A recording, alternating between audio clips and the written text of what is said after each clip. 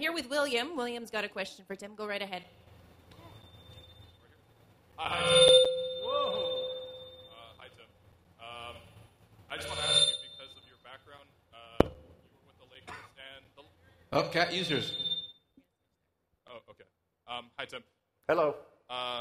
I know your background is with building the Lakers, especially with the mid-2000s Lakers. You had the successful run with Shaq and Kobe, and then there was a run with Kobe, Powell, and Odom. And the model for that sort of franchise was very much building around a select few of franchise players. Is that the kind of model you want to replicate here in Toronto? And if so, are there any current members of the roster that you feel fit that mold? Well, the good thing is I didn't build the Lakers. I watched Dr. Buss and Jerry West build the Lakers, and I learned a couple of real valuable lessons there in LA. First of all, when you're around people that good and that smart, get out of their way, and don't try to pretend like you know more than you don't. And two, Jerry West, for me, was the consummate teacher about what it takes to win. I remember one day when we were building Staples Center, and I took him through the locker rooms, and he saw the beginning of the shell of the Lakers locker room. He said, "This is too big. I don't want a lot of, this was in a day and age when our friend Mark Cuban, who I love dearly, but he was building like a special jet to take the players through their games in a locker room that was the size of a hotel, and everything was about, I'm going to make it the most luxurious place ever, and every player is going to want to play here. Jerry West had the opposite philosophy, which is, this is an office, and we're going to treat it that way. Get rid of all the distractions. You make it a tight room. I want them to look each other in the eye. I don't want video games. I don't want pinball games. I don't want a bar in the back. This is about business, and we're going to make it about business. And what I learned about the Lakers is whether it's Shaq and Kobe, or whether it was Phil Jackson, or whether it's Pau Gasol, Derek Fisher, those guys expected to win championships every day. From the beginning of the preseason, their goal was always win a championship, and if we didn't, they were disappointed. Secondly, I've never been around people as focused as the Lakers. It's unbelievable.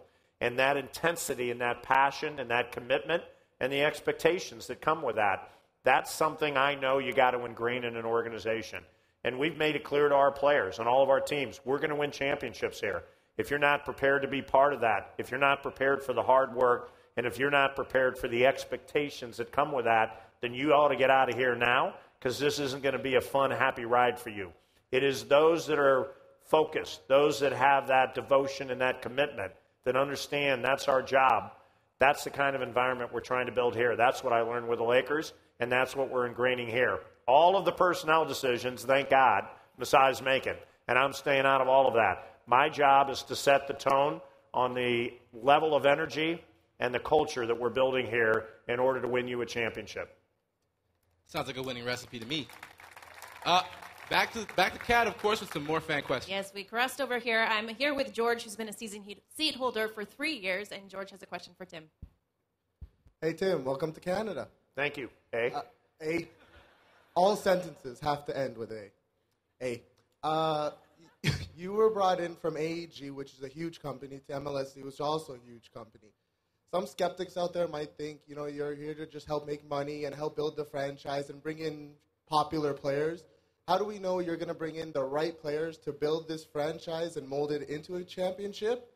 And the second question I have, did you guys happen to pick up a JV jersey as well with Cabby's credit card?